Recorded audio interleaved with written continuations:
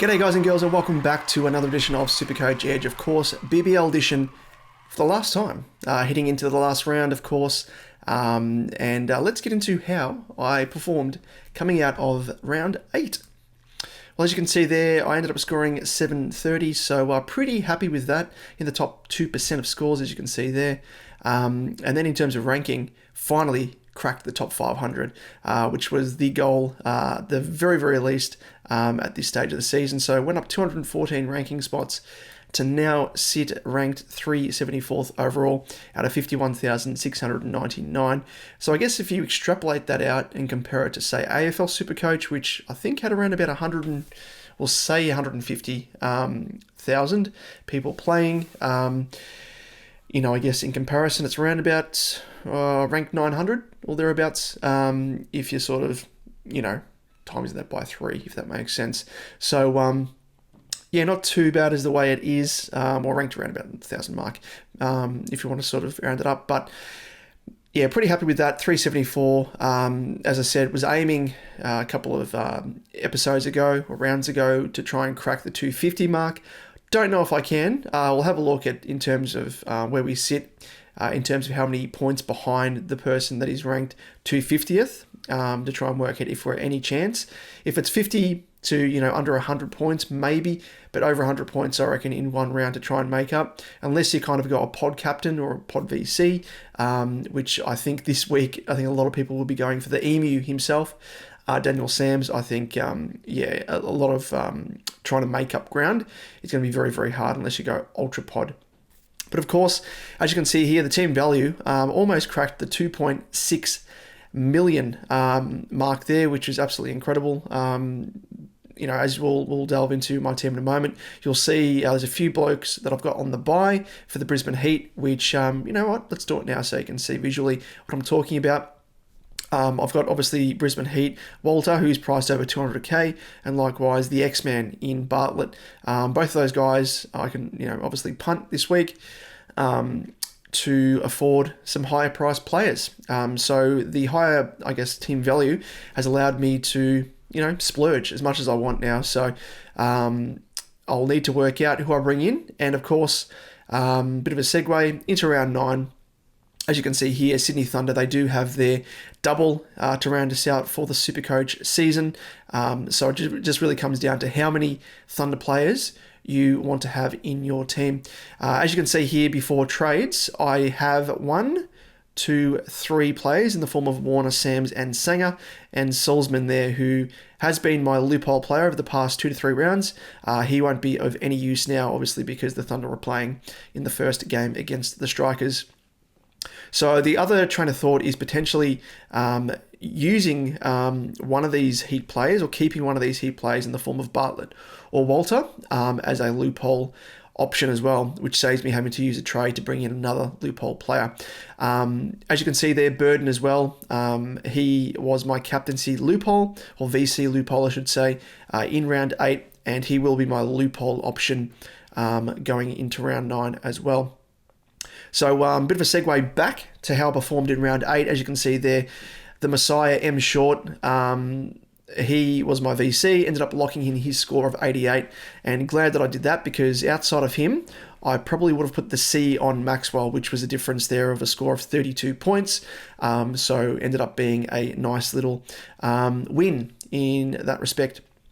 Just quickly rolling through the performances. Inglis, he started very, very slow, but ended up getting a couple of catches and salvaged some sort of score with a score of 35. McDermott, I ended up having him on the bench. If he scored well, I could have looped him on field, switched Inglis into the batsman category, and brought in potentially a wicket-keeping batsman loophole player, potentially someone like a Harper from the Stars, but thankfully didn't need to do that and rejig things. As you would have seen in the previous episode, Warner was my trade in, and he was always my loophole option off the bench. He didn't score, around about the mark of what we want a loophole on, with around about 50. But 37, I was like, you know what, lock it in. Wasn't confident in Whiteman or other option in outscoring him. And as it turned out, he scored the exact same as Warner with 37 points. We'll continue on with the bench players. So Ellis, I looped him as well as the emergency on the bench. Didn't bring his score on field, obviously, because only a score of 7. So dodged a bit of a bullet there, which helped in terms of, I guess, my relatively high score for the round. And it just goes to show the, I guess, the value of having these loophole players, especially at this time of the year, just to try and get a leg up on the rest of the competition. So kept Ellis where he is on the bench. And ended up benching Salzman and playing Sanger. It worked out well, obviously, because Sanger ended up having one of his highest scores of the season for the single game rounds with a 62. Rolling through the rest of the players, as I said, Maxwell 56, Walter, a bit of disappointment 31, but very, very unlucky. He ended up catching the ball on the boundary, lost his balance, went over the rope, threw the ball up in the air, but wasn't able to regain his balance to catch the ball back inside the field of play. So ended up losing out a catch there, but also very, very unlucky in his last over. Should have got a wicket. Hit the stumps, of course, but the bails didn't dislodge, so didn't get the wicket. So probably missed out on an extra, 30 odd points there. But it is what it is. Overton, 45. Glad I obviously reversed that trade last round to bring him back in. Super handy as he has been all season. As I said, Burden, I used him to loop Warner's score back on field. And of course, use Burden as the VC lock-in option for Matty Short. X Bartlett, 52. Happy with him. D Sams, 36. Andrew Ty. Now, I saw a lot of people trade him out, and I was kind of perplexed by that, considering that Ty has been, when he's played on his home deck at in Perth, he has been an absolute revelation, been very, very handy, and proved it again in round 8 on his home deck. 146, but mind you, if you we'll just scroll down to his stats and breakdown, obviously biggest score of the season on a single game round as well, nonetheless, but he had a maiden over, first of the season, very, very rare in BBL, of course, but 15 extra points there, which were handy. 16 dot balls, an economy rate bonus as well of 25, which obviously stemmed largely from that maiden over. 25 extra economy rate bonus points, and then, of course, had the 4 wickets there. So super, super handy. And he was absolutely incredible. And then Hardy, 54, salvaged himself a little bit, rolled the arm over, got a few dot balls, ended up getting wicket as well, I think, as well. And potentially a catch, it might have been. No, he didn't get a catch, but he got the economy rate bonus of 15 points, 12 dot balls, and a wicket, and 9 runs for 54 points. So he was handy, and as I said, Sanger, 62. And that rounds us out for the round 8. So let's turn our attention to round 9, of course, the last round of the BBL SuperCoach season, before, of course, we turn our attention to AFL SuperCoach, which is a bit of a segue because Liam and I, we did our first record last night. Not a full record in terms of a pre-season episode, but we can say that we are releasing our first pre-season episode on the 22nd of Jan, just in time for, I think that's probably the week when SuperCoach AFL will open to those people that don't have SuperCoach Plus. So yeah, it kind of ties in with that. And last night we did a record for our 1K giveaway, so be on the lookout for that, because it will be a video that we upload either tonight or tomorrow morning. And all the details will be in that video as to how you can get involved and win our prize giveaway in celebration of our 1K subscriber mark that we've eclipsed. So, of course, let's go to our round 9 discussion in terms of the tactics and trades that we're looking to do. I haven't really, must admit, had a look at what I can do. So this is real time, me going through it with you guys and girls, tuning in as to the moves that we can do. So as I said earlier, we've already got, in terms of Thunder players, those double game players, Warner, Sams and Sanger.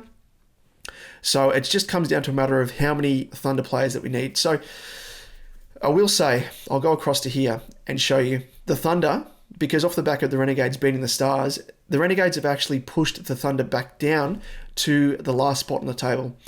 And obviously not performing well, the Thunder. So it begs the question, do we really want to have and max out on, extra 3 Thunder players, giving us 6 Thunder players out of 11? Or do we use maybe 1 or 2 of those on Thunder players and reserve the last trade to bring in, maybe a pod player or a player that, obviously low ownership if they're a pod, but another player that has a decent matchup. So we'll start with the first question in terms of how many extra Thunder players you want to get. And we'll scroll down here, and just for reference, we'll look at the most traded in players. And we can see here Alex Hales, he's top of the list for me, I think. I was 50-50 on bringing him in round 8, and it came down between Hales or Warner. I was a little bit suspect on Hales as he twinged his calf and didn't really hear any news as to the severity of it. Of course, played the game, and I thought there was still that risk when he was running between wickets that he might have twinged it again, but it wasn't to be, thankfully, for those people that jumped on him early. Ended up scoring an 83 compared to Warner's 37. So I missed out on, 46 points. So yeah, it sort of backfired for me. But again, he's someone that I think is kind of an integral part for round 9. If, we all know what he's like. Any sort of game, but on a double, he can definitely pop off, even if one of the 2 games he does falter. So as you can see here, he's actually been relatively consistent after the starting 2 games of the season, or 2 rounds of the season. He scored relatively solid, just quick maths, around about 40 odd, 45 average, combining all those big games there, discounting those small games. But I think who they're playing is probably one thing to look at. They are playing the strikers, who kind of have to win in order to make finals, I think. Let me just go back across here. They're kind of neck and neck with the Melbourne Stars, so they need to win in order to make finals. So they'll be coming out hard. So that's a very difficult matchup, albeit saying it's at Monaco Oval. And their second matchup is against the Renegades, which Renegades, as I mentioned before, they're second last in the table, a bit more of an even matchup there. So maybe Hales could come out and fire against the Gades. But he is kind of top of the list for me, in line with being the most traded in player. McAndrew I do like as well. He's a relative pod. Oh, sorry, he is a pod because he's in 2% of teams. So it's a bit of a risk there, because if he has a shit round overall, it can really backfire. But if he does have a nice round like he did in round 8, when he scored the 81 off a single game, obviously double that and it's 162. So the past 3 rounds that he's had, he's been pretty consistent, and it's kind of pales into comparison with his first 4 rounds of the season when he didn't get a wicket at all. Did a little bit with the bat, to his credit, but really wasn't taking any wickets. So he's worked himself into form, to his credit, and he's kind of on the list there. I do like the look of Chris Green as well, just because he's got that, he's almost an all-rounder without being an all-rounder, because as you'll see here with the breakdown in stats, when he's come in and been called upon to actually have a decent knock with the bat at the tail end, he's actually done pretty well. He's been hit and miss a little bit with his wicket taking from a bowling perspective, but I don't mind him. He is in 7% of teams as well, so a relative pod. If you want to sort of have a bit more of a middle ground compared to McAndrew, who's in 2% of teams and more of a genuine pod. The other one is, of course, as you can see here, Bancroft, but he's fallen off the wagon a fair bit compared to the start of the season. He's just not getting the runs that he has had in his early part of the season, and he's not really doing anything outside of that with the gloves if Gilks isn't playing, and he's not taking any catches, which he's not playing that genuine role as a wicketkeeper batsman from a SuperCoach perspective there, because he's not doing anything catching wise. It's funny these guys here, but just chatting about them kind of as options on my list, but he's another guy as well. Akil Hussain from the Renegades, a late signing for them. Ended up scoring 74 points in his first game in round 8 for them. Took 2 wickets, economy rate bonus of 20 and 14 dot balls. Really, really good bowler. I do rate him highly. And against the Thunder, obviously a last place team, he could potentially clean up some wickets there. Only thing is, it's not on the home deck at Marvel. It is away at the Sydney Showgrounds. So it comes down to whether or not that's a spin-friendly deck or, thereabouts. So, yeah, and, if it's going to sort of work for the Renegades. So, yeah, he's kind of maybe the third in line. So at this stage, I'm thinking potentially Hales, Green, and maybe Hussein. I'm going to scratch Bancroft off the list. That'll give me 5 Thunder players, and potentially, reserve the third trade for maybe Hussein or another single game player. Let's just change this most traded in to the top 1%, which is what I'm currently in. And yeah, nothing changes there, as you can see, in terms of the trade ins and outs, or more so the ins. So let's sort of work out who we trade out from here on. I think it would be potentially a Walter. I might look to keep maybe a Bartlett. And because I've got some cash up my sleeve, because all these guys here that I'm looking to bring in Hales, Green, and maybe Hussein, I have to weigh up whether or not I can afford him. 215.4k, a little bit more expensive, obviously, but it does mean he is a genuine pot as well, 1% of team. So that's the other sort of appeal for me. Nothing to lose at this stage. Might make up some ranking points here. Yeah, so I think in terms of trade outs, it'd be Walter. Maybe, I don't know if I'd keep McDermott, but again, at that price point, is he going to serve me anything? Ellis, maybe. Keeping in mind as well that Hobart plays second, and in terms of players that I could loop off the bench, it'd have to be, someone from Adelaide or potentially Hobart or the Stars. I've only got Maxwell from the Stars, obviously play him, but I could potentially loop Ellis off the bench again if I wanted to do that, and just work out how he performs and then assess from there. But if I'm going to do that, it means I'm going to have to keep someone like a Bartlett as a loophole option, or assess it depending upon how Ellis goes. And then if I need to switch Burden down into the bowlers to loop on Ellis' score, I could do that. So maybe I'd keep Ellis just as a loophole option there. Warner I would play on field. One tactic that I'm thinking of doing, which is a bit left of centre, but considering that the Messiah short is in 53% of teams, what you could do is go against the grain and kind of have a bit of a two-way bet here, an each-way bet. Bring Warner on field, obviously for the double, but also if you were to put short on the bench, put the emergency on him. If he has a down game like he did, a couple of rounds ago, really. It was in one of the single game rounds that he had. He actually scored pretty crap, but it came out the second game, of course, and did well. I think it was in round, was it 7 potentially? But yeah, you could do it that way, and maybe he has a game like he did in round 4 in the single game where he had only a score of 10. If that was to happen, that would potentially give you a leg up over the rest of the competition. For those people, a majority of people would be fielding him. We'll click on this and you'll see here 97% of people are starting him on field with only 3% on the bench. So from that perspective there, you could be in the 3% of people to, if he scores a 10, you could maybe get a leg up in that respect there, not being forced to gobble up whatever score he dishes out. So I don't mind that as a bit of a quick tactic. So I'll look to potentially do that. If I was to do that, it would mean that I'd be forced to play either Whiteman or McDermott, unless I think about swinging some,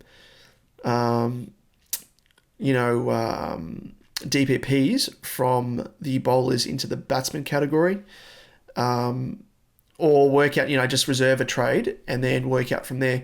If short goes shit, it means then that I'm going to need, a half decent player. So maybe I don't trade out Walter or a Bartlett, but maybe Walter for this example here because he's DPP, and give me some flexibility if I need to do some swings and stuff. But if short goes shit, I trade Walter to a genuine player like, as I said there, Akil Hussain, plays in the last game, gives me a bit of time to sort of work things out there. If short goes well, then, I obviously keep Walter on field, or swing Burden doesn't really make a difference, but swing Burden here into the batsman category, and then be able to loop Short's score on field, and then from there work out, okay, well, I've got 2 extra heat players here, and I can use one of those guys to trade in, an extra, Akil Hussain, one of those guys. So I reckon at this stage I might get rid of Bartlett, keep Walter, just for that DPP flexibility and loophole option, and sort of assess from, how Ellis goes, and use Walter as that loophole option. So I think Bartlett will go out. I'm going to keep Ty, obviously, keep Sam, keep Sanger being on the double. So we'll just lock them in terms of trade outs. And I'm not a massive fan of keeping McDermott. I know I could potentially loop him in the second game, but because I'm going to be looping Matt Short, I think McDermott's expendable here. I'm not a fan of Whiteman either. He could potentially get dropped as well. So I need to be on the lookout for that, because if he is dropped, he gives me another genuine sort of loophole option as a wicketkeeper batsman. So I could always swing Whiteman down into McDermott's spot and put McDermott in the wicket-keeping position on the bench, or alternatively, put Whiteman on field, McDermott swing with Inglis, and so on and so forth. So there's a few options here that I can make. So I'll need to look at this in a bit closer detail outside of this record, because it'll probably stretch the record out to a full hour by the time that I work things out. But for this video, let's just say that we get rid of McDermott. I think Xavier Bartlett, at the very least, he's going to be going, McDermott. And then we'll do both of these trades here. And then the third trade, as I said, I'll kind of reserve for Walter. Because I think at this stage, I'm quite happy to bring in an extra couple of Thunder players and reserve the third one for, going a bit contrarian and getting a player that is a bit more of a pod in Akil Hussain. And I think it, as I said, gives me a bit more flexibility, if need be, to, use Walter as that loophole option if Ellis pops off, or assess after then if, Ellis goes shit. Okay, well, I trade Walter to a genuine star, or, someone like an Hussain or whatnot. But for this video, for these purposes here, we're going to be bringing in, of course, Alex Hales, which I can't do it if I scroll down. Let us filter through to the Thunder. Hales in 16.4% of teams as well. You could potentially do a bit of an anti-pod if you wanted to, but again, with a guy like Hales, he is someone that I think, as I said earlier, you can't really afford to. You can, but I mean, he's more of a risk because he's such a high upside player that, sure, he may come out and do shit, but he can also have the opposite effect. And, if you're not in the 16, nearly 17% of owners, you are obviously going to be hurt a fair bit more compared to if he was a pod. So, if you are doing a bit of an anti-pod with Mick Andrew, for example, he's only in 2.5% of teams, you can go down that route and it kind of doesn't affect you as much, considering he's a pod. But conversely, if you wanted to jump on Mick Andrew as a pod, 2.5% of teams, if he goes well, it's going to give you a big boost. But if he goes shit, it's going to really, really give you a kick in the teeth. So I'm going to try and find a middle ground, and that will probably be in the form of Chris Green, I think. I'm a bit of a fan of Mick Andrew, just considering that he has found a bit of form as a genuine pace option. Outside of Sam's, I think he's the sort of in-form player that they want to rely upon. Hatcher really hasn't been in the best form, albeit to his credit did well on the weekend. But if I just have a look at his performances, he's been very, very up and down. It really has been only off the back of the 20 runs that he hit late in the innings against the Sixers, where he got a fair bit of that score there because he had the strike rate bonus as well. So if you subtract that, he had 25 points, which is no different to the previous rounds that he's had. So it's kind of skewed by the bat performance that he had, Hatcher. So I'm more of a fan of McAndrew, but we'll leave things as is there. So Bartlett out, McDermott out, Chris Green in, and Hales in. Leaves me with 88.9k with a bit of flexibility there. So depending on who I wanted to trade out, I could even, maybe keep Walter even as that loophole option if I wanted to do that. And then maybe even trade out someone like who would it be? If I wanted to trade out a Hardy or, an Inglis maybe, and trade in someone else, could even do that. Or maybe assess after the first game and maybe trade out Ellis to someone that, I could play off the bench. I am a bit of a fan of Sixers players as well, outside of, Hussein as being that one single game player. I am a fan of, we'll just go into, if I was to get rid of Ellis, it just gives me that flexibility that I don't need to make the decision now, and I can do it after the first game and kind of assess based off how Short performs.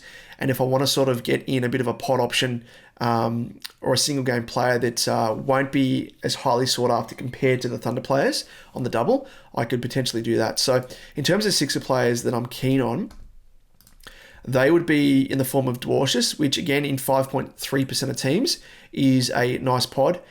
The other option is Abbott, who is less of a pod, but still a pod, considering that he is, if we're sort of winding back to this time last year, he would have been in, 40% of teams, I reckon. Has been off the boil this season. As you can see there, he's dropped 52.7K in price, but I do like the look of him without his old compatriot, what's his name? The old Pom who's gone home. Curran. Without Curran being there, there's more reliance upon the likes of Abbott, Dwarshuis as pace bowlers to really, take over the mantle without Curran being there, especially in the death bowling, playing those last few overs when it comes to bowling. I'd probably need to work out as well, which is kind of a little bit hard, but if the Sixers are bowling first, which is always the case, if the bowling team that contains the players that you're keen on bowl first, there's more likelihood they're going to get those cheap wickets because, the batting team's going to want to just bat out and, just hit for sixes and boundaries and not really play conservatively if they're,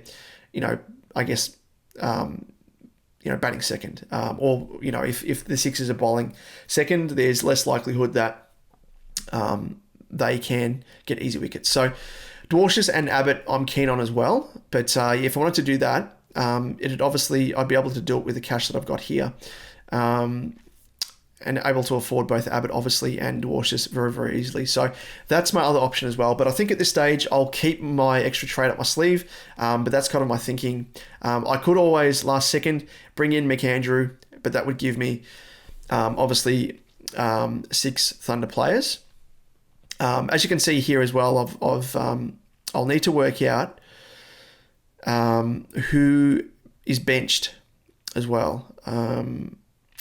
Because that's the other thing is that I'd need to obviously fit all these double game players on field. So who would I... or what I could do is do this. And then... Actually, no, sorry. Because Salzman's not going to be of any use. Okay, yeah. So what I could do is do this. And then work out in terms of how Short performs. Obviously got Burton down here as a bit of a loophole potentially for Ellis. But this might be cutting it too fine, I think, if I have this sort of set up because I'm kind of overstacked in a sense. Because if Short goes well, it means I'm going to have to bench someone. And then with the strikers playing first, it means I'm going to have to bench, do some swings to put Walter on field. And I'll have to work out benching, potentially a Hardy or someone, which again is kind of a waste. So maybe it's not worthwhile trying to be a bit cheeky and do 2 loops with Short and Ellis. So maybe then in that case, it's just worthwhile getting rid of Ellis and running with the 1 loop with Short and then trading Ellis to a genuine... whether it be one of the Sixers that I spoke of or, getting in Hussein that I'm keen on.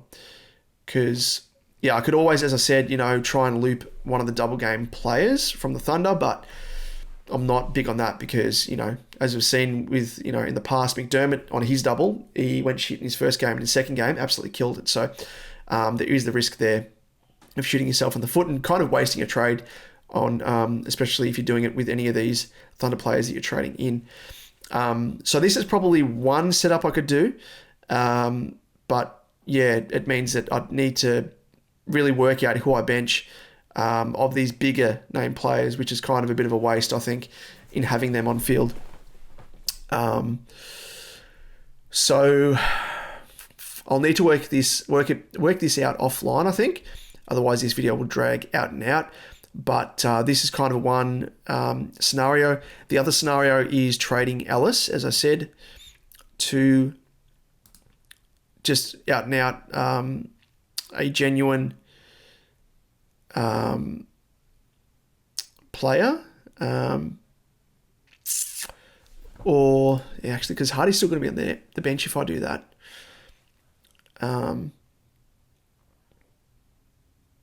So I think Salzman would have to be...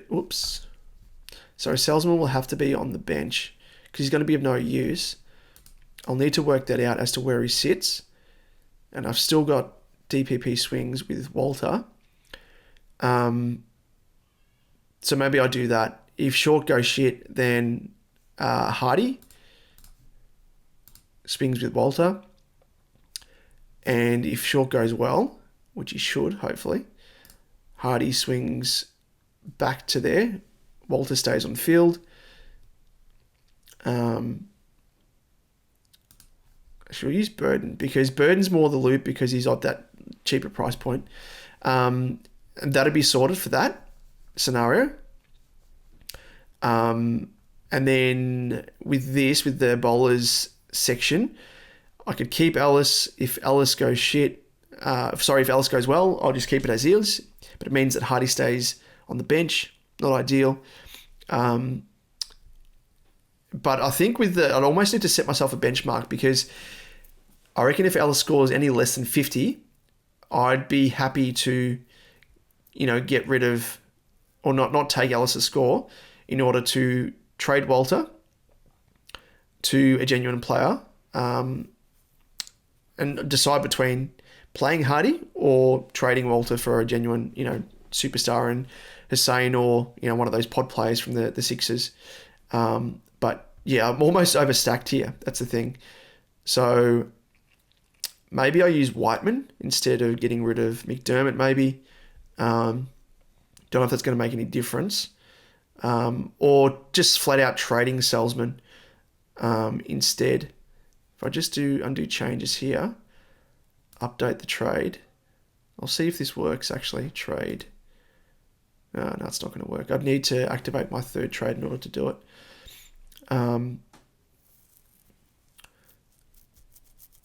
Yeah. Just because Salzman doesn't really serve any purpose and, Butler doesn't either, so I'd need to trade him out. But yeah, I'll work this out anyway offline. But there's a fair bit for me to think about heading into the game, of course, tonight, which is the first of the double games for the Thunder up against the Strikers. But we'll just quickly go through VC and C. That is not what I'm going with. I am going to go with, I think, the Emu. I think he's going to be the most popular captaincy option. And then, the C option, if he fails, I think now, because he's on a double, again, he could absolutely go shit in the first game and then come out and get, a fifer like he did a few rounds ago. And you shoot yourself in the foot doing that. The only other option that I'd be keen on is potentially Maxi against Hobart at the G on his home deck. AJ Ty, maybe, as I said, he plays well up the stadium as he'd be more of a pod C if I was going to go down that route. And that's virtually it, all I could do, because obviously the Thunder play first, Strikers play first, and that's that. The other option you can take is if you want to go against the grain, just strategically. If you wanted to play Matt Short, you could always, if you wanted to put the VC on Short instead of Sam's, if he pops off and goes massive, against a lowly Sydney Thunder, which is very, very possible, you could get the leg up in the competition because a fair few, as I said, would be going for Sams as their VC instead of Matt Short. So that's an option as well. But again, if you're going to do that, if Matt Short fails, the only real option I think is maybe a Maxwell. In my case anyway, you might be able to go for maybe someone from the Sixers, which might be a bit of a hard matchup against Perth on their home deck. Don't really like anyone from the Renegades. You could go for Hussein if you've got him as well. That would be an ultra pod captain, because he is a pod himself in 1-2% of teams.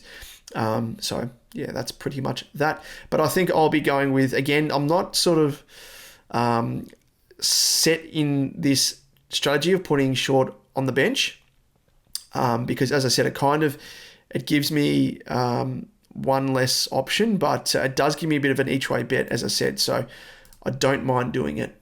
But in all likelihood, Short's going to score well, so it means that I keep Burden there. Salzman isn't of any use. Don't care about Whiteman. Inglis, I think, should score well, hopefully. And yeah, I'll need to work out, okay, well, in this case here, do I keep Walter because Ellis scores well? Or do I just trade Ellis to a Sixers player, like a Dwarshuis? Actually, no, that wouldn't work. Ideally, it would be good. Are there any players from the Stars that I'd want to bring in, apart from Maxi? Because it'd need to be a player that I'm trying to loophole off the bench that plays early in that second game. Because then if they score shit, I can choose between, playing Hardy or, trading Walter. I think trading Walter is probably the smarter move, considering I've got cash in the bank. You can go for anyone, really. And maybe then in that case, I go for Hussein and try and anti-pod Hardy, because Hardy, how's he gone against the Sixers previously? 70, 110, 1. The fact that he's bowling again now without Richo there is a bit of a risk for me to bench him. And he's still in 47.9% of teams. So I could go down that route and just anti-pod Hardy. That's kind of another way to try and get a leg up in the competition. Or just completely ignore Ellis as sort of the loophole option. Because how's Ellis going against the Stars? This is probably the other thing to think about, and the better thing. Because outside of the, round 7 double as it was, where he's got 121 points, Ellis hasn't gone the best. And again, as I said, he kind of needs to hit the score mark of 50 in order to really justify looping his score on field.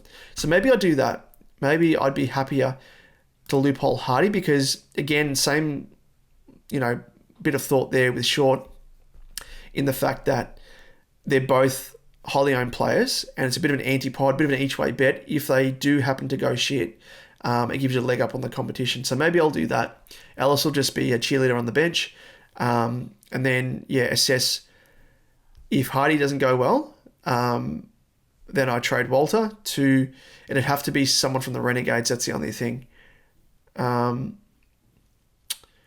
Which would be, again, probably Hussein. So maybe I go down that route and bypass the Sixers players in Dwarshuis and Abbott that I'd be keen on. Otherwise, the other side to that is trading Hardy to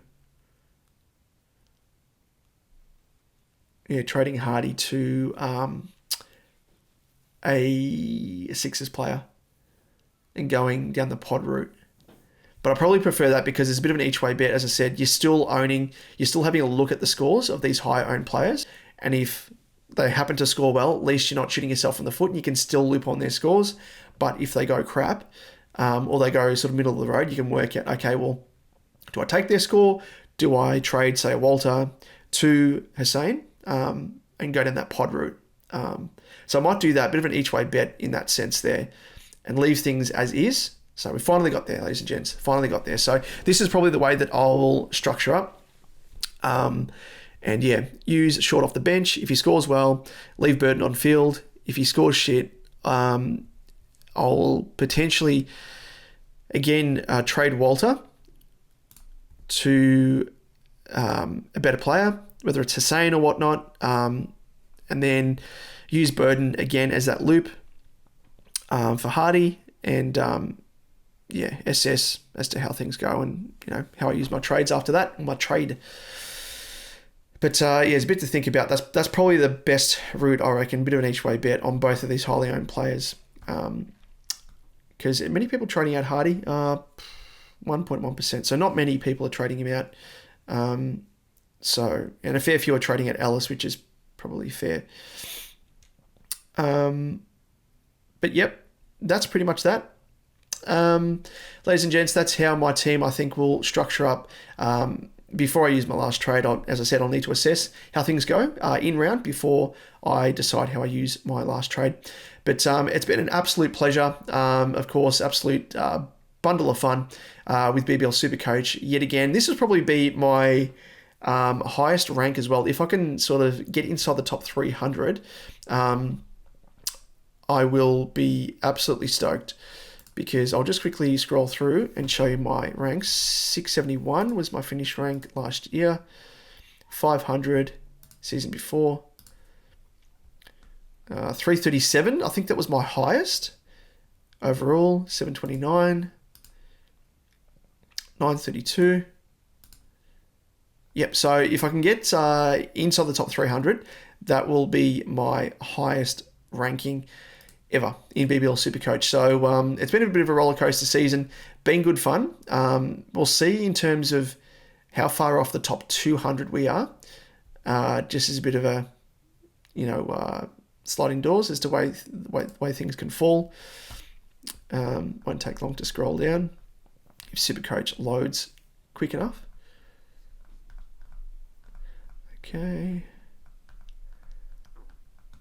Okay, so the 200, they scored 8160, and I am